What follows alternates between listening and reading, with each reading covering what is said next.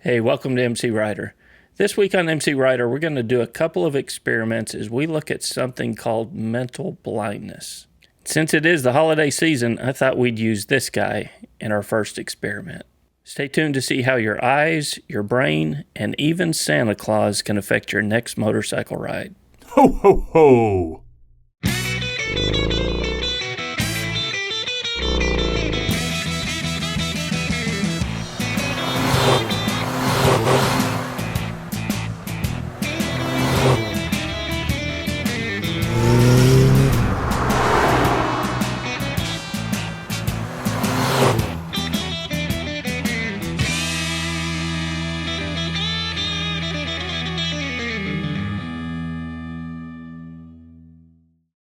We have a couple of experiments for you this week that are going to test your ability to concentrate and follow directions.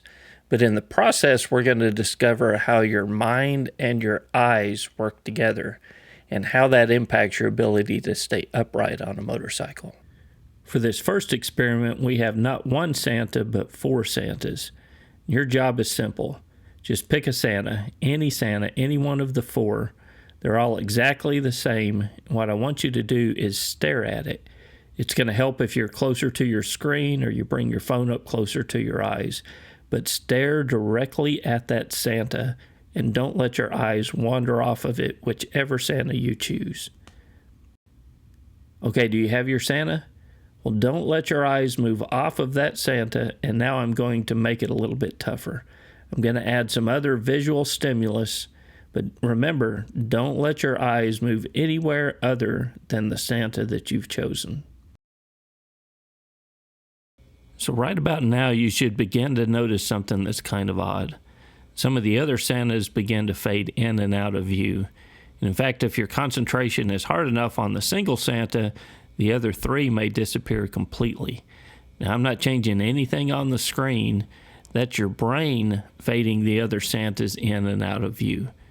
You see, the human brain can only focus on a few things at any given time. When we introduce a lot of other motion to the scene, the brain determines that the other Santas are not an important part of the scene, and they begin to fade from view. So if you think I'm playing a trick on you, back the video up and pick a different Santa next time, and you'll get the same results. So how does this relate to us on a motorcycle?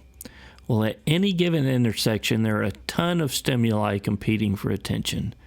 There's cell phones, traffic lights, road signs, other cars, pedestrians, and businesses on the side of the road, all competing for the attention of the driver. So how does their brain even begin to know what to focus on?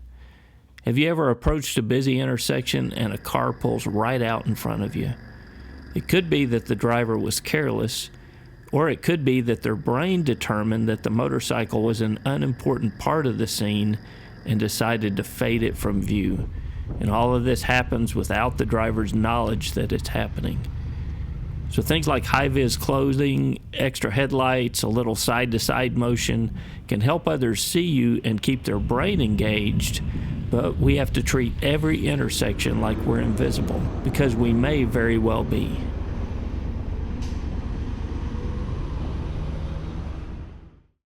All right, let's try another experiment.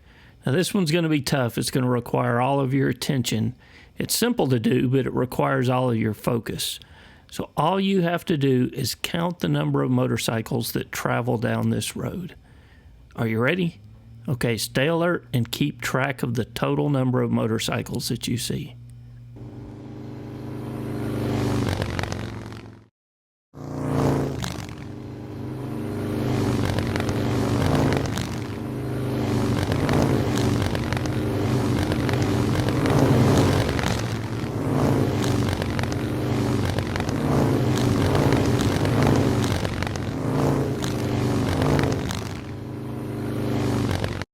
How many motorcycles did you see?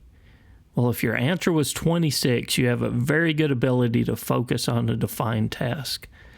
But how good is your ability to perceive change while you're focused on one subject? Did you notice that I gave the answer away halfway through this experiment? Don't believe me? I'll play it again, but this time just watch the road sign in the upper left-hand portion of the video.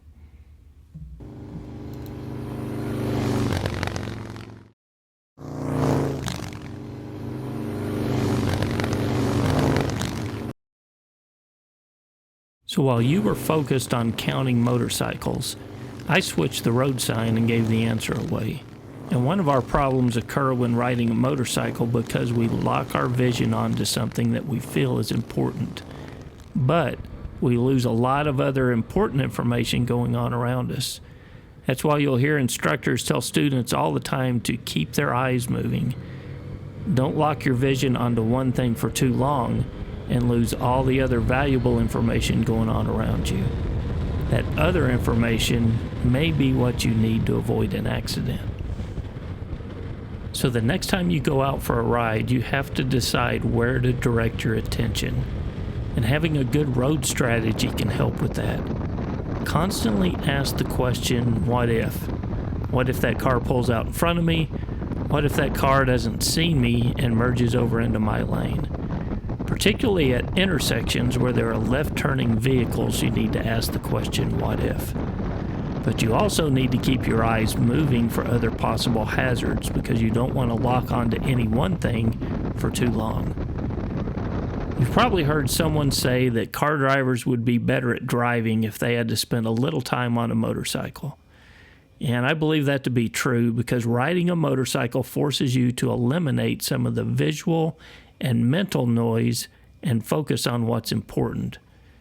It's a survival technique for us. It's necessary to ride a motorcycle safely for any length of time. Focus is also a reason why riding a motorcycle is so therapeutic. It doesn't matter what you do for a living. You may be a teacher, work in a factory, or you may even be my dad's cardiologist. But riding a motorcycle offers an escape. Eliminating the distractions from life helps the mind relax. It gives you a break and helps you escape from all the mental distractions in the world. So until next week, guys, this is Kevin with MCrider, and we'll see you on the road. MCrider is supported by our friends on Patreon. To learn how to support MCrider and get access to the field guide, go to mcrider.com/support.